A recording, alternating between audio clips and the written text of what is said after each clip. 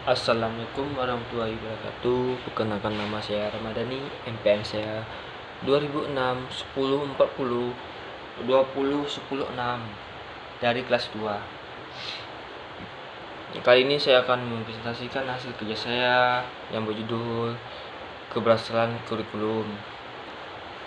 Poin yang pertama, faktor keberhasilan implementasi kurikulum.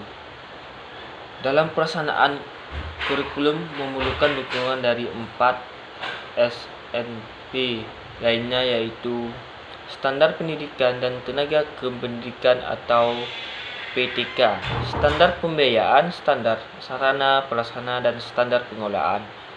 Artinya, keberhasilan pelaksanaan kurikulum di satuan pendidikan, baik sekolah maupun madrasah, memerlukan faktor-faktor pendukung. Menurut Rusman dalam buku Manajemen Kurikulum, faktor pendukung keberhasilan pelaksanaan kurikulum di sekolah. 2. Manajemen sekolah. Faktor keberhasilan implementasi kurikulum yang pertama adalah manajemen sekolah atau madrasah.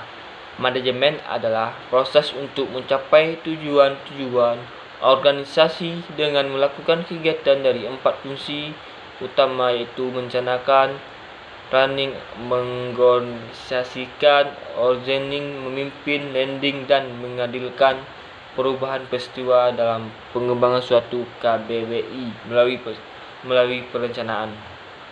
Jadi dalam manajemen pendidikan ada 4 fungsi manajemen yang dilaksanakan dalam rangka mencapai tujuan pendidikan yang telah ditetapkan, khusus dalam pendidikan yang telah ditetapkan.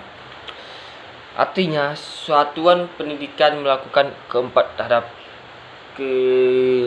tahapan tersebut. Yang pertama adalah perencanaan, yang kedua pengorganisasian, yang ketiga pengawasan, yang keempat pelaksanaan.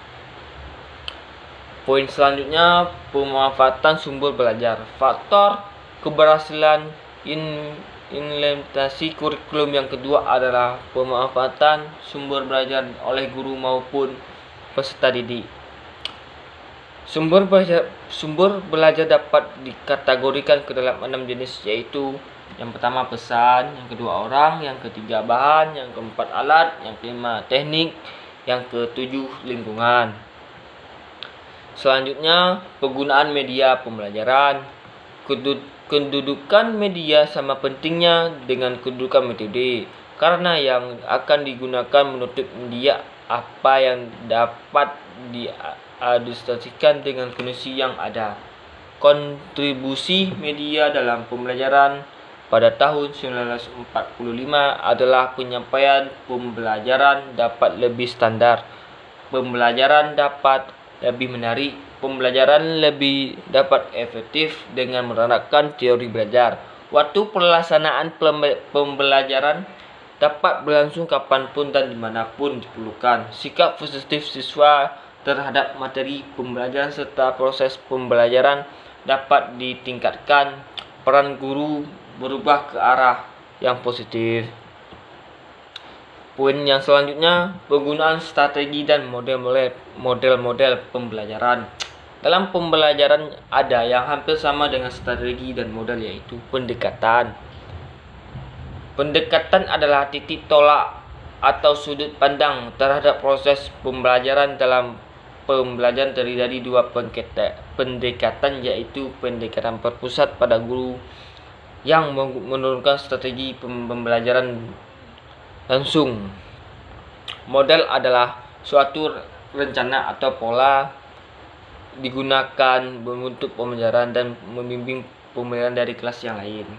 Hal yang perlu dipertimbangkan dalam memilih strategi sebagai berikut: tujuan yang hendak dicapai, yang kedua pertimbangan, yang ketiga pertimbangan dari sudut peserta didik atau siswa, pertimbangan lainnya yang bersifat non teknis.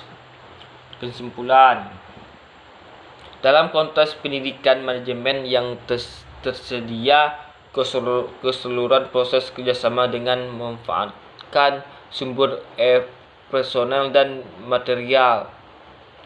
Cukup sekian dari saya. Lebih dan kurang saya mohon maaf. Assalamualaikum warahmatullahi wabarakatuh.